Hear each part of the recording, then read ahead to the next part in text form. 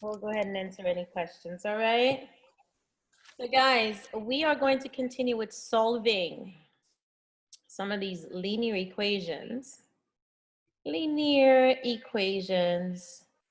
Oops, with variables in the denominator.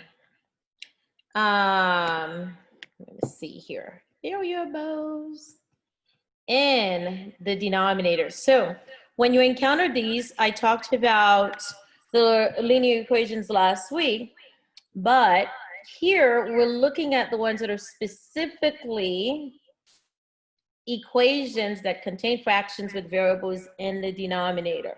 These are also referred to as rational equations, okay? So you're looking at equations in the form of 1 over x plus 1/2 perhaps equals to 4. So whenever you encounter an equation that has a variable in the denominator, refer to it as a rational equation. And rational referencing the fraction in there. So guys, in order to be able to solve these type of questions, the first thing we need to do is to look at the restricted or the restrictions within the domain of this rational equation. The restricted or excluded values. These are numbers or values which make the denominator equal to 0. They make the denominator equal out to 0, which make the denominator equal to 0. So any value that would make the denominator equal out to 0, you want to restrict them from being a solution to that equation, guys. All right? Why is that? Why do we need to restrict them? Look at this example right here, guys. 4 divided by 0. If you try to divide 4 by 0 on your calculators, let's say, you will get an error message because you're not allowed to divide by 0. This definitely doesn't equal to 0. So when in an attempt to divide by 0, guys, on the calculator, you will get an error message, domain error or something like that. That is because anytime you divide a fraction by 0, anytime the denominator is 0, it makes the fraction undefined because you cannot divide by 0. So whenever you're solving equations, guys, always check to see if there is a restricted value from the domain of the equation. So here are the steps, guys. The first step to find the restricted value is to go ahead and set the denominator, any denominator that contains a variable equal to 0, and solve. And this will help you to figure out the restriction. Now, sometimes you might be able to just look at the problem and tell whether or not it has a restriction by just eyeballing it. So here's a quick example. This problem right here, guys. A very easy problem, okay? Here's an equation. Now, obviously, we've got an x minus 2 in the denominator, okay? There's an x minus 2 in the denominator here and an x minus 2 in the denominator. So your question should be, what value would I plug in for x minus 2 from it that would make the denominator equal out to 0? Whatever that value is, that becomes the restriction. By the way, guys, I will be asking you some questions. Remember, the chat box is available. You can go ahead and type your answer in the chat box. Remember that, okay? So what do you guys think the value is that would make this denominator equal out to 0? Yes, absolutely, Jaden. Very good. All right. Yes. Okay, so 2, guys. So all I'm asking is this. What value would make x minus 2 equal to 0? So I'm just going to go to the side, take my x minus 2, set it equal to 0. What number minus 2 would make this equation equal out to 0? Or just go ahead and solve it, guys, right there. So you get x equals to 2. That's the restricted value. That's the value that is excluded from being a solution to this equation. So we leave the restriction right there. Now, if you solve this problem and the only value you end up with is x equal to 2, okay? That value, if you plug it back into the equation, obviously, it's not going to make the problem true, so you cannot count it as a solution. You would reject it and say there was no solution. So we're going to solve this, guys, equation. How do we solve this equation? Just like last week, it's the same set of steps. You want to go ahead and clear out the fractions. How do you clear out the fractions? You want to multiply every single term by the restricted value. I'm sorry, by the LCD. So what is the LCD for this one right here? The LCD for this one is going to be x minus 2 because that's the only denominator we have. So we want to go in here and multiply every fraction by the x minus 2. So guys, if we take the first fraction and multiply it by the x minus 2, I'm just going to go right next to it right here. This cancels out, leaving us with 2. Same thing over here. If we multiply it by x minus 2, the x minus 2's cancel out, leaving you with just x. And then the third term right here, the negative 2, you just want to go ahead and multiply it by x minus 2. Now, we're going to solve the problem, distribute that negative 2, of course. Once you distribute the negative 2, you're going to end up with positive 4. Combine like terms here. So you get 2 is equal to negative x plus 4. Subtract the 4 from both sides, guys. Now, listen. It doesn't matter where your variable, which side your variable ends up on, as long as you have the variable isolated. Now, guys, I want you to pay careful attention to this because this is where I'm at right here. Let me go ahead and separate it so you guys can see it clearly. I have negative 2 equals to negative x. I'm not allowed to have a negative variable. So either divide everything by negative 1 or multiply everything by negative 1. So the answer ends up to be x equals to 2, guys. Yeah, x is equal to 2. Shazam. Remember, the restricted value was x cannot equal to 2. But the solution we got is x equals to 2. So the big question is, can we count it as a solution? No, we cannot count it as a solution. We must reject it. I'm echoing now. How do I get rid of this echo? How about now, guys? Is this better? Okay, I'm echoing. Is this better?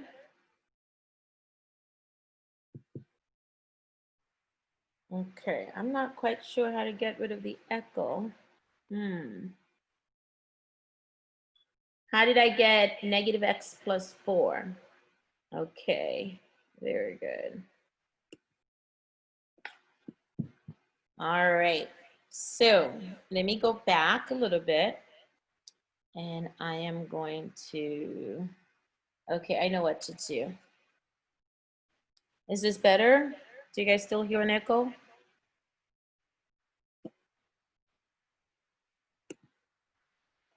Okay. All right. Thank you, Sarah. Okay. So how did I get the negative x plus 4? That was the question. So let me erase some of this, guys. I'm going to erase some of that. Yes, guys, keep dropping your questions in the chat box. I will answer your questions, okay, as I go along. Now, Sarah, I want you to notice right here, I am going to distribute a negative 2 over the parentheses to eliminate the parentheses right there. So when I distribute that negative 2, I'm going to bring down the x, and that gives me a negative 2x plus 4. Now, I am going to combine the x minus 2x. X minus 2x is the same thing as 1x, take away 2x. So if you do that, you get 2 equals to a negative x. So I'm combining x minus 2x. That's how I'm getting the negative x. And then I am also dropping down the 4, Sarah. Now do you see where it's coming from? You good with that? Okay. Does that answer your question? Oh, that wasn't Sarah. That was France. Okay. France, is that good? All right. Do you want me to keep doing it? I didn't ask the question. I know, Sarah. I got you. Do you want me to keep going or are you good? You're good? Okay. All right, guys. So now we solved this problem, guys, and the answer turned out to be x equals to 2. But because x equals to 2 was the restricted value, we cannot count it as a solution. So basically, we would reject the x equals to 2 and say that there is no solution, guys. You know what? Let me just go ahead and clear this out. Okay, I'm going to clear it all out. So since x equals to 2, guys, was the solution, And it made the problem, the denominator, undefined. It was also the restricted value, x cannot equal to 2. We cannot count this as a solution because it's going to make the problem undefined. So the solution set for this problem would be no solution. And remember, the symbol we use for no solution is the 0 with the slash through it, okay? So guys, keep asking your questions in the chat box. Now, this one was fairly straight to the point. By the way, guys, I forgot to mention this. When you find a solution which doesn't make the original problem true, we refer to it as an extraneous solution. So if you find a solution which doesn't make the original problem true, we refer to it as an extraneous solution. Now, I am going to move on to this next problem. Pay careful attention because this next problem is going to be on the first test. And the first test is going to happen, guys, that first day of class when we meet. I believe it's an S204, okay? So guys, here comes the equation. So on this one right here, this is example number 2. And you will see these type of questions on Math Excel as well. I said Math Excel. I meant my math lab, okay? So this one right here is very similar to one of the questions you are going to see on the test. So I am going to go through it very slowly. Make sure you guys ask me questions if you're not sure what's going on. So the first thing I would like to do is to go ahead and factor x squared minus 1. Now guys, there is a factor review for homework number 1. I did not go over that because it's just a factor. It's not really required to be part of the class. It's in the homework section, so make sure you work on that too, okay? So I'm gonna factor x squared minus 1. Does anybody know what the factors for x squared minus 1 are? 2 binomial factors, guys. What are they? Anybody? Okay, very good, Jaden. Awesome. So x squared minus 1, guys, factors to x minus 1, x plus 1. By the way, x squared minus 1 is a difference of squares. So when you factor it, you end up with 2 binomials that look almost identical, except the signs are different. These type of binomials, we call them conjugates when they almost look alike, except the signs are different. I couldn't hear anything you just said. Your audio cut off. Am I still cut off, Julia? Is it better now? I'm echoing still. Okay, now how do I mute this? Let me see. I'm trying to mute my iPad here, guys. It's not muting.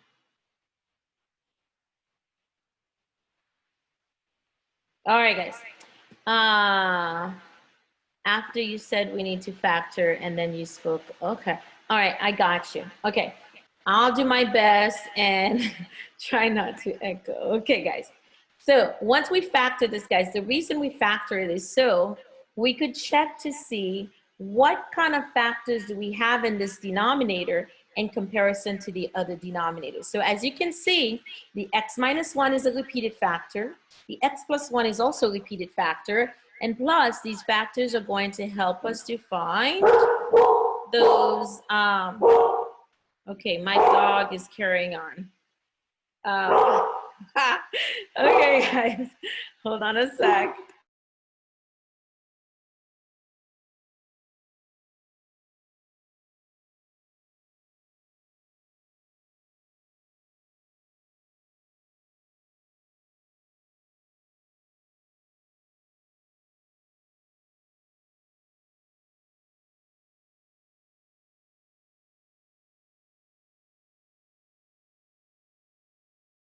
Hey guys, I am so sorry.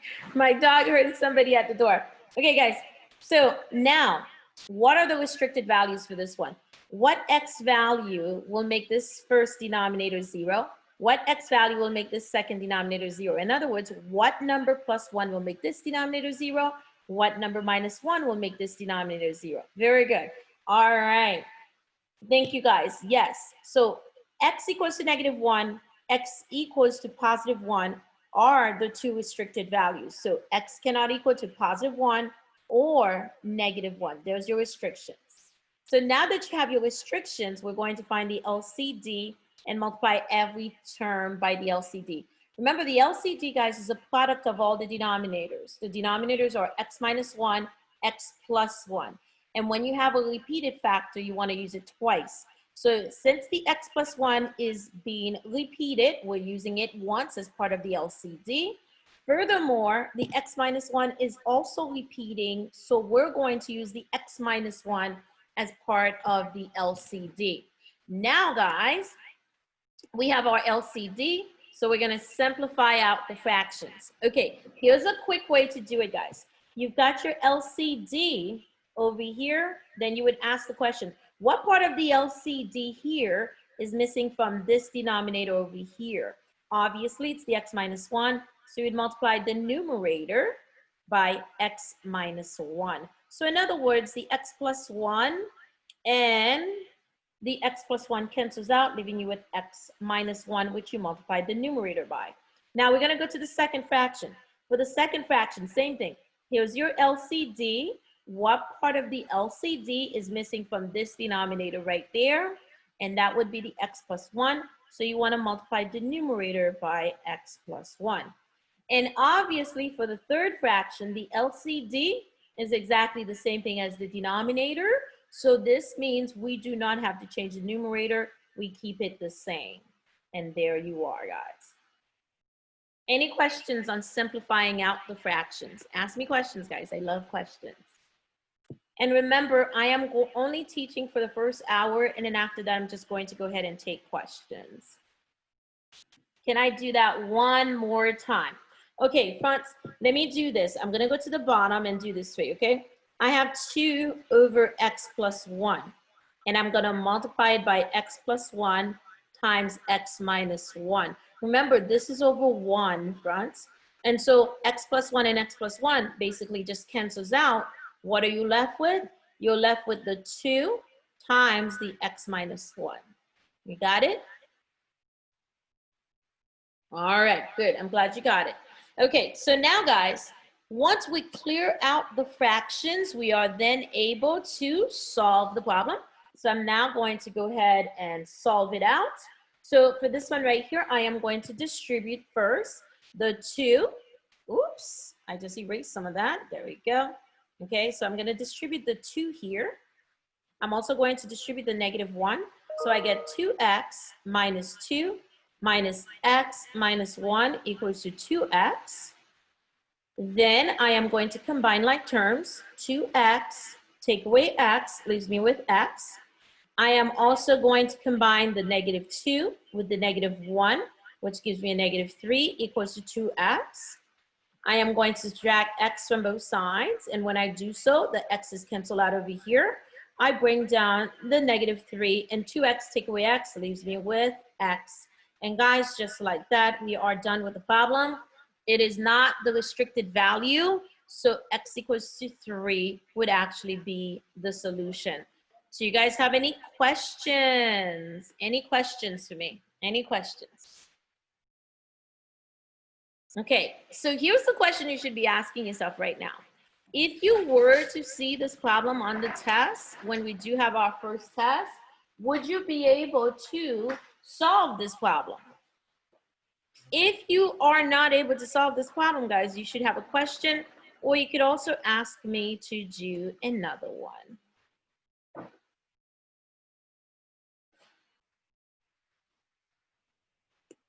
All right. Let me see. If the answer is a restricted value, that means it's no solution. Yes, absolutely. Now, in this instance here, since we have 2 restrictions, if one of them were to be one of the solution that makes the equation equal out to 0, but the other one works out, you only want to keep the one that works out, okay? Only keep the one that works out. All right, let me see. Could we do another one? Absolutely. Absolutely. Okay, definitely, guys. We can definitely do another one. So let me go ahead and write out another one for you. Let me clear this one out. This one right here, again, guys, remember you are going to see these questions on the test. So 1 over x minus 4 minus 5 over x plus 2. And this is example number 3, apparently, is equal to, okay, this is a little bit more challenging. Okay, guys, so here it is. All right, let's give it a try. Will we be able to try? Okay, yes, absolutely. Go ahead and give this one a try. Hint, hint, hint. You have to factor the x squared minus 2x plus 8 first, so you can see what kind of factors you're dealing with, okay? So factor out the x squared minus 2x plus 8 first, guys.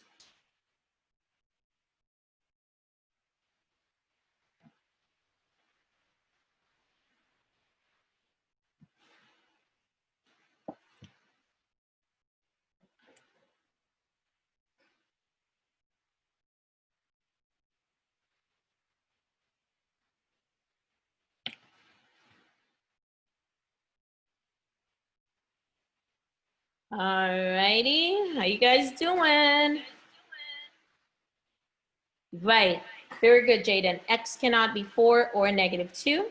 Now, upon factoring x squared minus 2x plus 8, remember when you're factoring this, guys, you split up x squared into x times x. You want to find two factors of 8, two numbers that multiply to give you 8. And when you add them together, you get negative 2. Wait a minute. That's not making sense. Did I leave something out? Hold on a second. I think I left something out, guys. It's supposed to be a minus 8. Jaden, how'd you get 4, negative 2 when it's a positive 8? That's not factorable, Jaden. Come on now, Jaden. So let me fix that, guys. That's supposed to be a minus 8. Fix that for me, please. Okay, so this should have been a minus 8 right there. Now you can go ahead and factor this.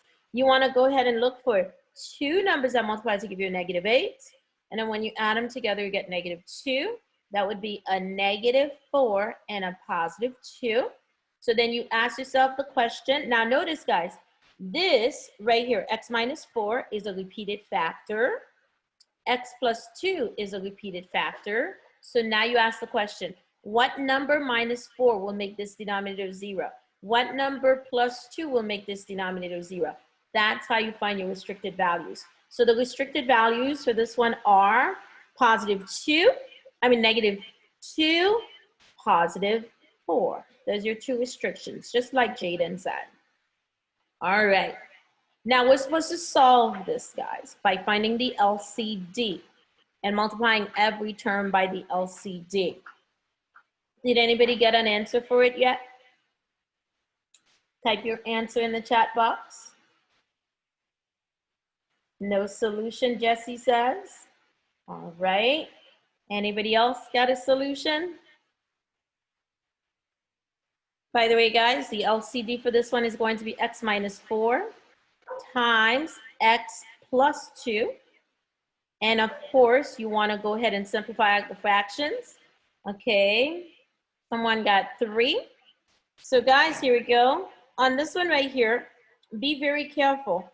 Let's look. The LCD right here is going to be x minus 4, x plus 2. So if you multiply it by the first fraction, the x minus 4 is canceling out, giving you x plus 2. And then you want to go ahead and take the x minus 4, x plus 2, multiplied by the second fraction. So the x plus 2's cancel out. So you're left with negative 5 times x minus 4. Now, last but not least, we have x minus 4 times x plus 2, which you're going to multiply by the third fraction. It's already the exact same denominator, so this means you do not have to change the numerator. So now, guys, you go about solving it. So I'm going to bring down the x plus 2. And then I'm going to distribute this negative 5 over the parentheses. So I'm left with a negative 5x plus 20 equals to 6. Now we're going to combine like terms. So here, guys, x minus 5x is going to leave me with a negative 4x. And if I take the positive 2 and I add it with 20, so that's going to give me 24 equals to 6. Are you guys with me? Any questions? Oh, Shazam. Yes, Scott. Oh, thank you. Excellent. Good catch, man. Good catch. Okay, 22. Excellent. Any questions? Okay, gotcha. All right, we're going to subtract the 22 from both sides. And when we do so, guys, look at what ends up happening. This cancels out, leaving you with a negative 16. And if you divide both sides by the negative 4, I'm running out of room at the bottom here. So I'm just going to go ahead and move to the side, okay? So if you've got negative 4x is equal to a negative 16, you divide both sides by negative 4, and this ends up simplifying to positive 4. Shazam! That's the restricted value right there. So if that is the restricted value, guys, can we count this 4 as a solution? And it's the only solution. Nope, we can't count it. So therefore, the solution set would be no solution. All right. Any questions, guys? So you will get that one on the test. That's definitely one of the questions on the test. Okay, so next, guys, I am going to move on to, this is going to be lesson 1.4, and this is going to be on the complex numbers. I will come back to talking about the application sections in a little bit. I will do some application problems with you guys. But for today, what I want to do is to go ahead and talk about lesson 1.4 because it's very quick. Very easy. It's on the complex numbers. So I'm going to quickly go through the complex numbers, which is lesson 1.4. And then I will swing back around, unless of course our time is up, to lesson 1.3 on the application problems. All right, guys. So for lesson 1.4, we're talking about the complex numbers, AKA the imaginary numbers. When you encounter problem like this, square root of negative 16, and you are asked to simplify it, if you type it into your calculator, the calculator will produce an error message, meaning the calculator cannot compute it. The reason the calculator cannot compute it, guys, is because of the negative inside the parentheses. Hi, can you maybe go through this slowly with me at the end? Absolutely. I got all of my practice late today. Oh, yes, I can do that. I can work on some of this with you. And by the way, Emily, this is being recorded, so you can always go over the video later on. I am going to be sending you guys the link. I am putting all the links in Blackboard under virtual video lessons, okay? So if you go in there, you will find the virtual lessons with a date on there, guys. So all of them are being recorded, okay? So guys, the reason why the calculator cannot compute this is because of the negative. Now, if we were to take square root of negative 16 and break it up into the square root of 16 times the square root of negative 1, okay? This would allow us then to be able to take the square root of 16, which gives us 4. And then the square root of negative 1, the square root of negative 1 is defined as the imaginary unit I. So if that is the case, we would substitute the in for the square root of negative 1. So therefore, the square root of negative 16 would simplify to positive 4i. Yes, there is an attendance code. Thanks for reminding me. Let me go ahead and drop it in the chat box for you. Hold on a second, guys. Where did I write it down? It is 1798. 1798 is the attendance code. 1798. That's your attendance code. All right, guys. Now remember, going to Blackboard, click on attendance, and type in the code. Okay, guys. So pretty much, square root of negative 16 simplifies to 4i. So this type of number is referred to as a pure imaginary number. Pure imaginary number. Okay. Now, when we talk about the imaginary numbers, guys, they come about when you encounter a negative under the square root, inside the square root. So if you've got something like the square root of negative 100, this would simplify to 10i. If you've got the square root of negative 64, this would simplify to 8i, and so forth and so on. So here's another one, guys. If you've got the square root of negative 50, you would have to simplify this. This is not an exact root, so you would have to break it up into 25 times 2, because 50 is 25 times 2, and 25 is a perfect square. So you want to go ahead and take the square root of 25. That's 5. The negative inside the root becomes the imaginary unit, and then the 2 remains inside the square root. Now, guys, remember I like questions, so make sure you're asking me questions, okay? All right. What was the, okay, it's in the chat, okay? Just scroll up, you will see it. So next, guys, if we've got 3 times the square root of negative 75, we need to simplify this.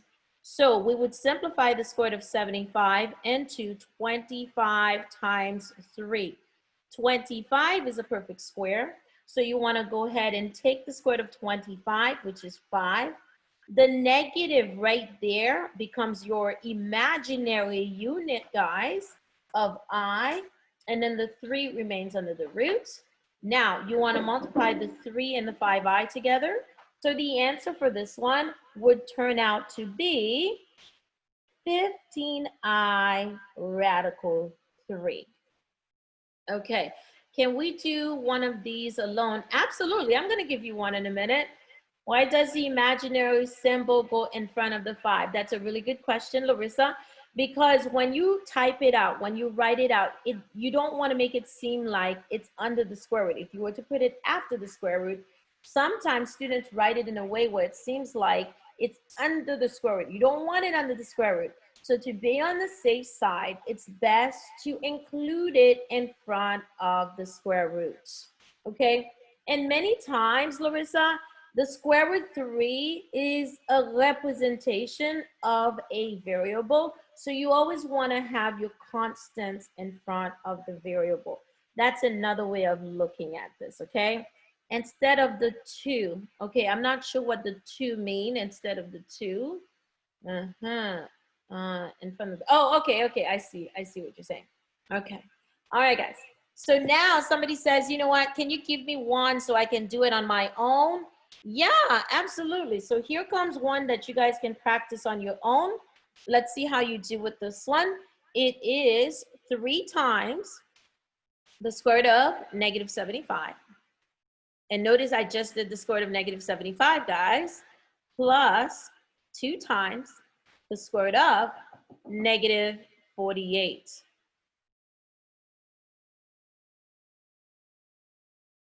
Okay, so give this one a try, guys. Let's see how you do. Ask me questions if you're not getting it, guys. And remember, this is being recorded, so you guys will always have access to the video, and you can always review over it.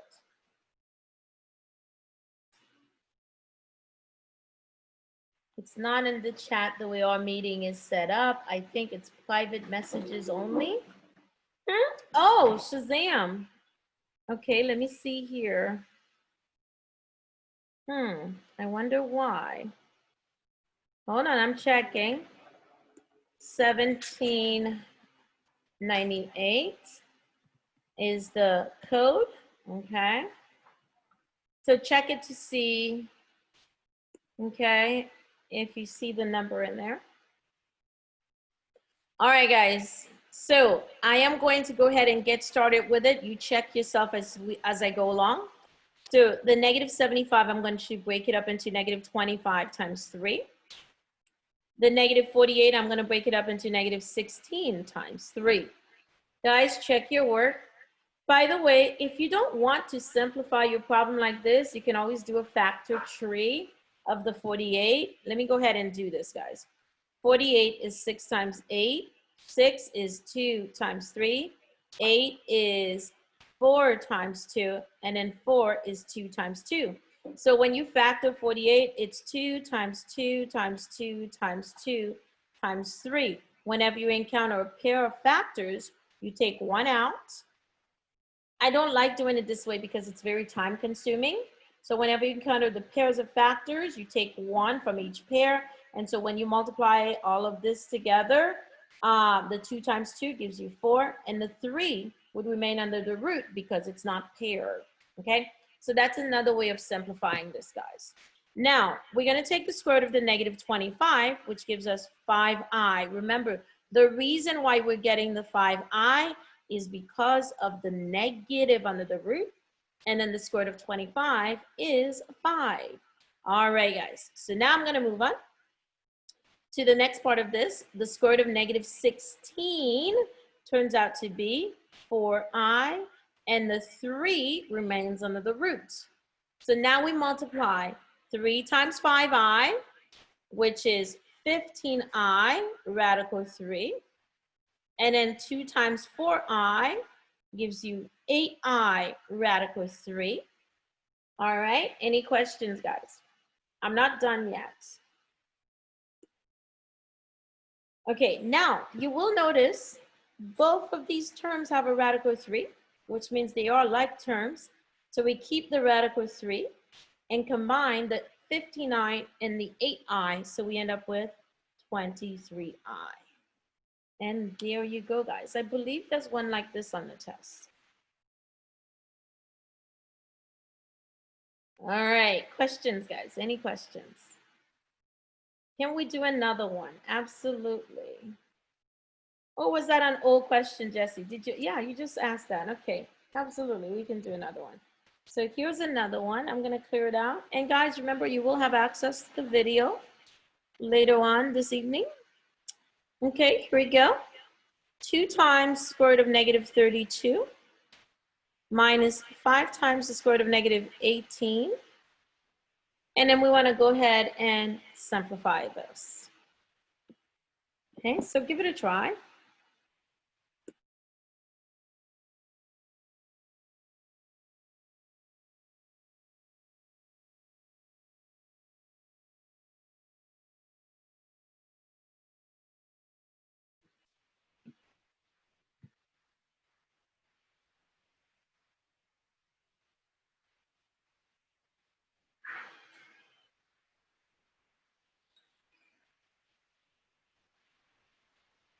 Okay, how you guys doing?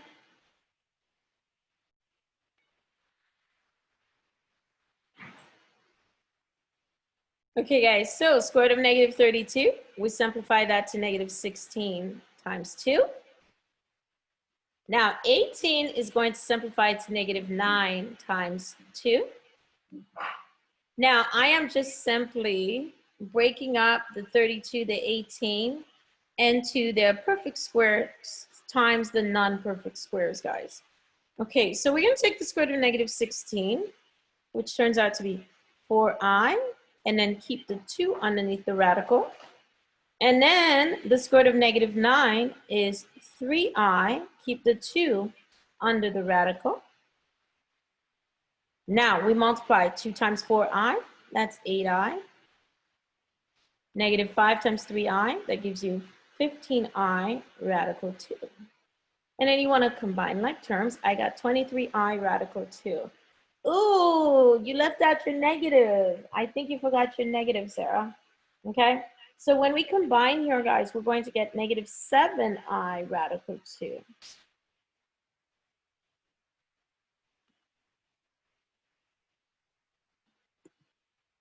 All right, everybody. So far, we've only been dealing with the imaginary numbers. So what in the heck is a complex number? All right, guys, so time to talk about the complex numbers. A complex number is a combination of a real number and an imaginary number. Okay, a complex number consists of a real number and an imaginary number. So the complex numbers are typically in the form of a plus bi. The a represents the real part, and the bi represents the imaginary part.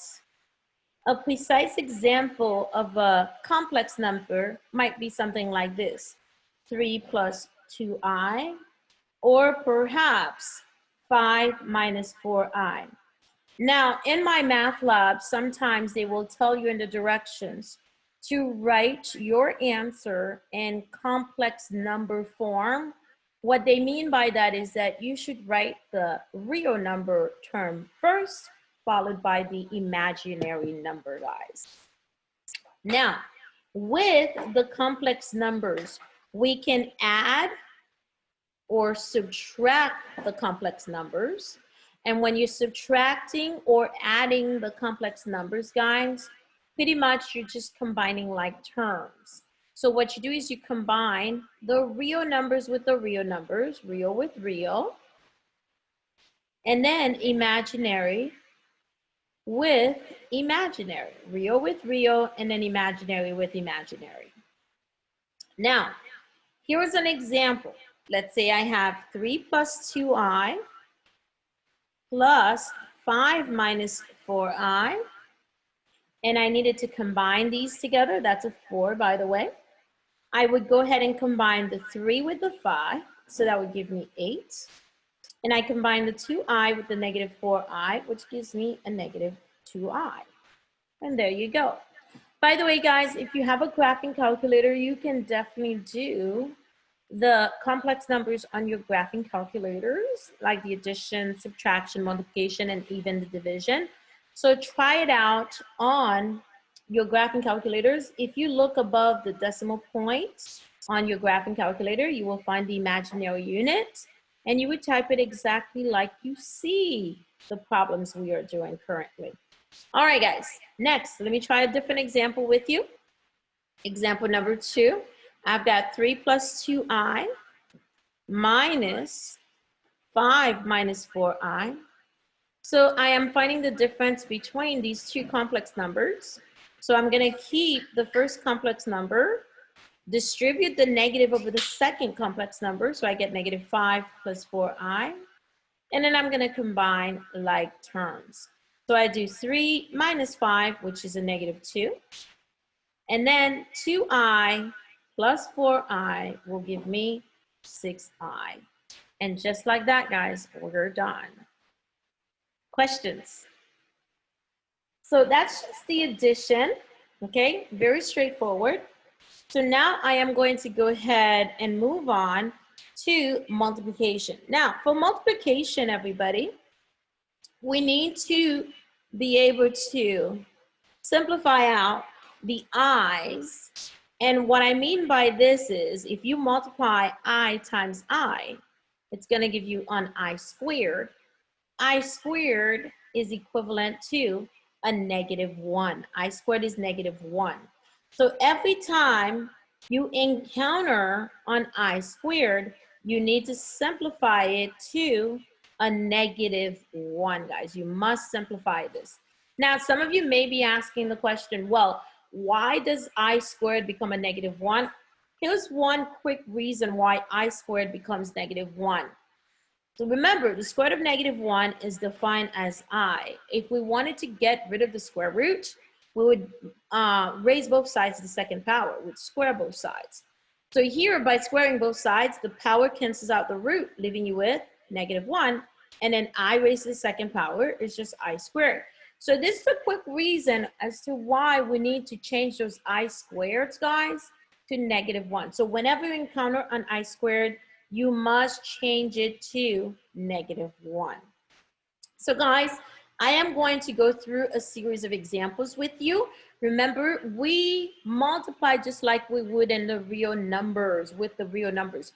Just like we did addition and subtraction, where you're combining like terms, just like you would the real numbers. Same thing here, guys. You do it just like you would do the real numbers, okay?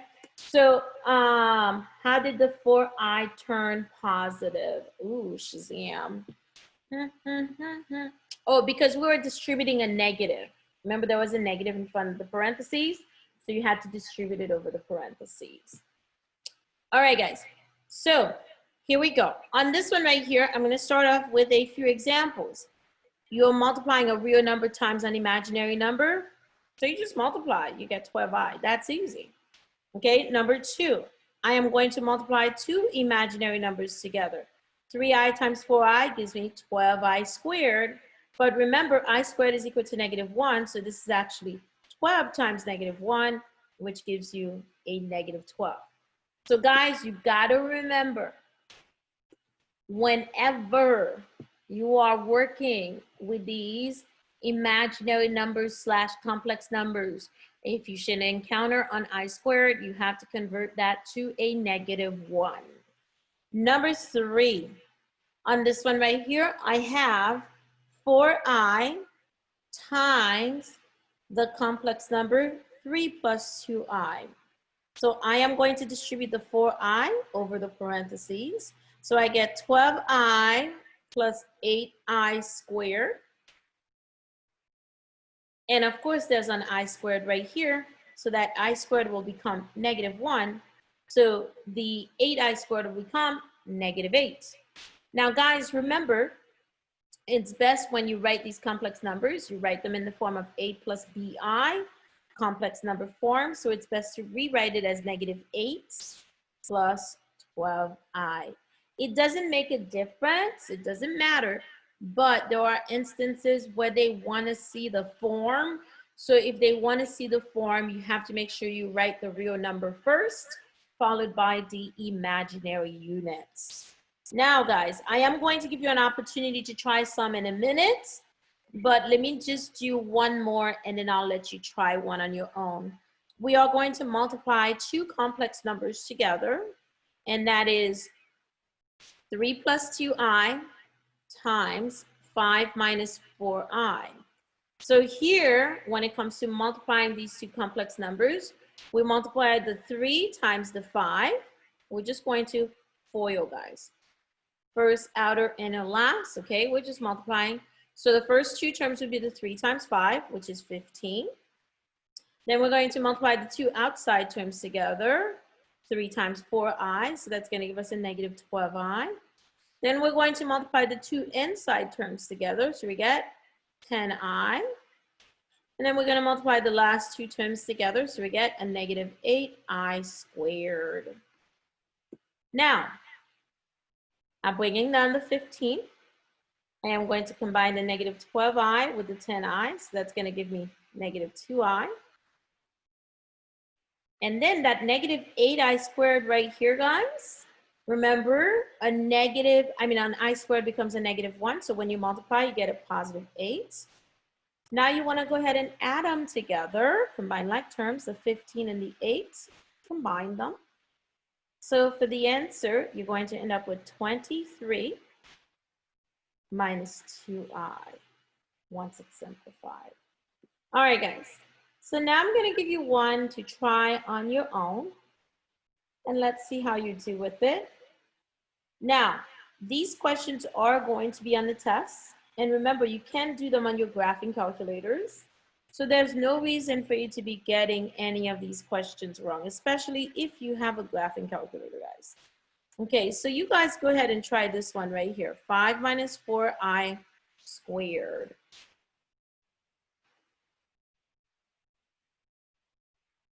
Give that one a try, guys. Let's see what you come up with.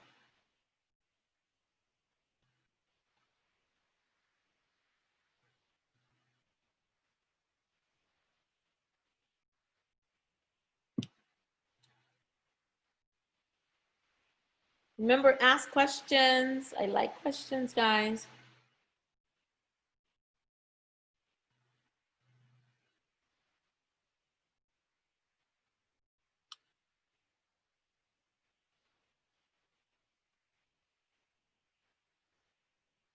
There's a pattern to this one if you want to use the pattern. If you don't want to use the pattern, you can just go ahead and work it out.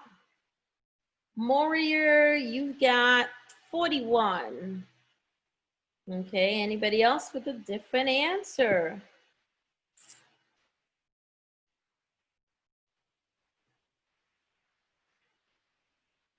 Anybody else? Okay, 9 minus 40i, Jesse says. Okay, guys, to be on the safe side, for some of you, it might be easier to just take this binomial and write it out and multiply it by itself, because that's what the square means. And then you go ahead and FOIL it out. Adriana says 9 minus 40i as well. Oh, look at Jaden. Okay. So guys, here we go. You want to distribute, okay, the 5. So we get 25 minus 20i. you want to distribute the negative 4i over to the second parentheses. So you get another 20i plus 16i squared, okay? Now we combine the negative 20i's together to get 25 minus 40i. Remember, I squared is equal to a negative 1, so that positive 16 will actually become negative 16. And then you want to combine the 25 with the negative 16. So 25 minus 16 leaves you with 9, and bring down the minus 40i. And there you go, guys. Just like that, we're done. Questions? Oh, guys, let me see here. Remember on the, let me see. Oh, that's not going to affect your class. I was going to talk about Labor Day, but that's not going to affect your class. So scratch that. All right, guys. So next, let's divide the complex numbers, guys. We're going to divide the complex numbers. When it comes to division with the complex numbers, guys, what you have to remember is this: no i's in the denominator. No i's in the denominator. So if you should ever encounter an I in the denominator, you must eliminate it from the denominator. This is very similar to rationalizing the denominator, guys. So if you were to get, let's say, a single term in the denominator, 3 over 2i, these are not the ones that you guys are going to see, but I just want to point this out. If you get a single term containing an I in the denominator, this one, it's very easy for you to eliminate that I. You simply multiply both the numerator and denominator by I, and this will lead you to 3i over 2i squared, because 2i times I is 2i squared, but I squared is always equal to negative 1. So guys, you would turn that 2i squared into a negative 2. So pretty much we've eliminated the I squared, or the I, from the denominator. This is what we're left with. The only thing I need to say is this: never leave your negatives in the denominator. That would be wrong. Either you would put a mid-fraction, or you want to go ahead and put it in the numerator, okay? Either the negative goes mid-fraction or in the numerator. Mid-fraction or numerator. Don't leave the negatives in the denominator. So guys, this is what the answer would be for this one. But obviously, the problems that you guys are going to see on the test, as well as on the assignments, will not be this easy. So here are the ones that you are going to see on the test or on the assignment, guys. Problems like these, okay? Well, you have 8i over 4 minus 3i. Now, you've got a binomial in the denominator. You need to eliminate the imaginary unit from the denominator. So to do so, we need to find the conjugate. I mentioned this term earlier. Find the conjugate of the denominator. What's the conjugate of the denominator, guys? What's the conjugate of the denominator? Anybody? Yes, 4 plus 3i. And guys, to get the conjugate, all we're doing is changing the sign in the middle. So once you find the conjugate, you're going to multiply both the numerator and the denominator by the conjugate. So you multiply both the numerator and denominator by the conjugate. Bye. Ooh, I'm running out of room here. The conjugate. Okay, multiply both the numerator and denominator by the conjugate, so you can eliminate the imaginary unit from the denominator. So the conjugate is 4 plus 3i. So we're going to multiply the numerator by 4 plus 3i and the denominator by 4 plus 3i. Remember, whatever you do to the denominator, you must do it to the numerator. All right, guys. So now, when we are multiplying conjugates, I like to start with the denominator because it's very easy to multiply two conjugates together. When you're multiplying two conjugates together, you got to multiply the first two, the last two. First two, last two. And that's it. Because the middle terms cancel out. So 4 times 4 is 16. And a negative 3i times positive 3i gives you a negative 9i squared. That's the denominator. We haven't simplified it. I will simplify it in a little bit. And then guys, in the numerator, I'm going to distribute the 8i. So I get 32i plus 24i squared. All right, I'm pausing here. Is the conjugate basically the opposite of the denominator? Now, I would not necessarily call it the opposite fronts, because if you're talking about the opposite, you're changing the sign on both terms. When you find the conjugate for a binomial, you're just changing the middle sign. You're not changing the sign for both terms, okay? And plus, when it comes to the denominator, we can find the conjugate of any binomial. It doesn't necessarily have to be something that's in the denominator, okay? So we can find the conjugate for anything by changing the sign in the middle, okay? So now, guys, let's go ahead and multiply. Well, actually, we multiplied already. We're going to simplify. Guys, look at all those I squareds in there. All those I squareds need to be simplified. You guys got to remember that I squared always simplifies to -1. So in the numerator, we're going to end up with 32i minus 24. While in the denominator, we're going to end up with 16 plus 9. Why is it a plus 9? Because we have a -9i squared. I squared is -1. So -1 times 9 is, -1 times the -9 is +9. So now, guys, we're going to combine the terms in the denominator. So we get 32i minus 24 over 25. Now, we're not done yet, okay? So when we write our answers, guys, they need to be in the form of a plus bi, meaning you want the real number part first and then the imaginary part. So now I am going to take this fraction right here and break it up into its real component and its imaginary component. So the -24, guys, is the real part. So it's going to be -24 over 25. That's the real number part. And then for the imaginary number part, it's going to be plus 32i over the 25, guys.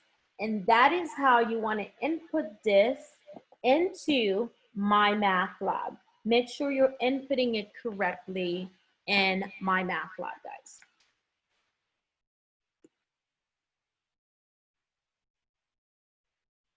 Any questions?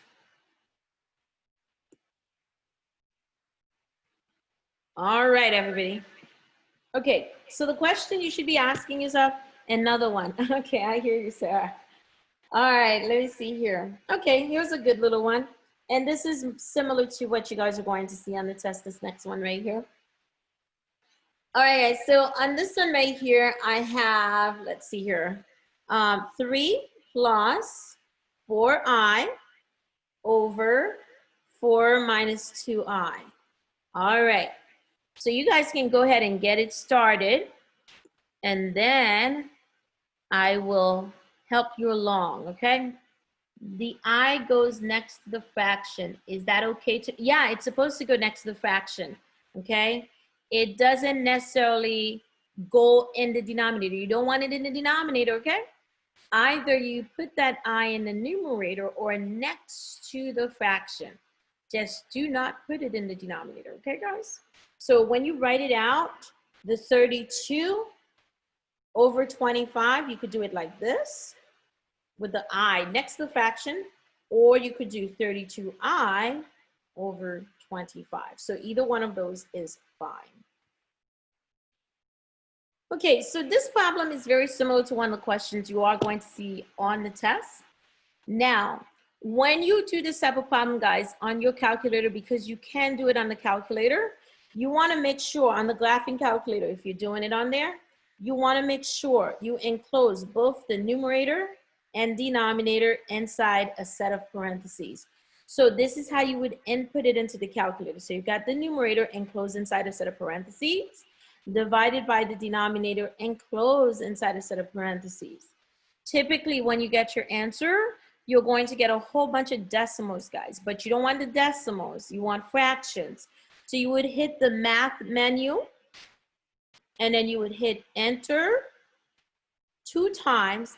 And what this does is it converts the decimals to fractions for you. It converts the decimals to fractions, okay? So on the graphing calculator, you can actually do this. Just be careful how you're typing it in.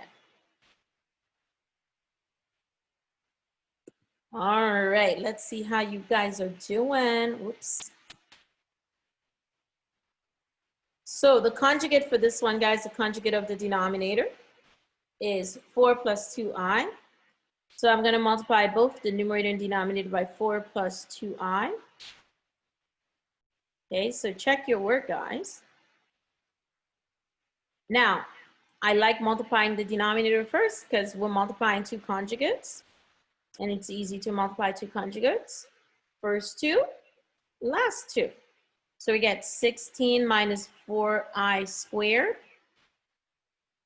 And then in the numerator, we're going to distribute the 3 over the second parentheses. So we get 12 plus 6i. And then 4i, we're going to distribute it over the second parentheses as well. So we're going to get 16i plus 8i squared. I'm pausing just in case you guys have a question. All right, what kind of graphing calculator is best? Now, Emily, if you're moving on to the higher level math courses at the college, like pre-calculus, calculus, trig, or something like that, it's best to invest in a graphing calculator. The best graphing well, not necessarily the best, but the one that has a monopoly on the educational system is the TI graphing calculator series. So TI-84 will work just fine. However, I must say this, guys, because I love Casio's. Casio has graphing calculators too, and they're very cheap. The Casio graphing calculator costs about 50 bucks. And for me, I think it has more optionalities than the TI graphing calculator. Yeah, I know. I think you've got more choices with the Casio rather than the TI graphing calculators. But most students, they have a TI, and the TIs cost about $100.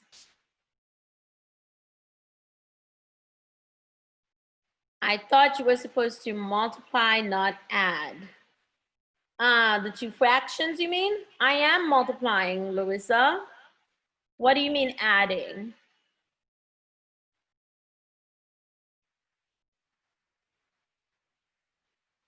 How did I get the 16 minus 4i? Okay, good question, Larissa. Okay, so here it is. I'm multiplying 4 times 4. 4 times 4. I get 16, and then negative 2i times positive 2i gives me the negative 4i squared.